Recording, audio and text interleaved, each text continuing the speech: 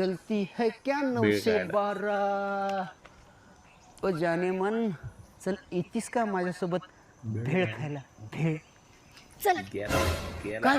आता तूच बोलला ना येते का माझ्यासोबत भेळ खायला चल खाऊ. ओ ताई ताई काय दिसते नाही.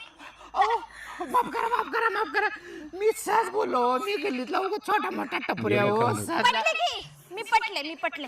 चल दोघं मिळून मस्त लग्न करू. तू पोरींना पटव मी पोरांना पटवते. काय पोरगा रे बा?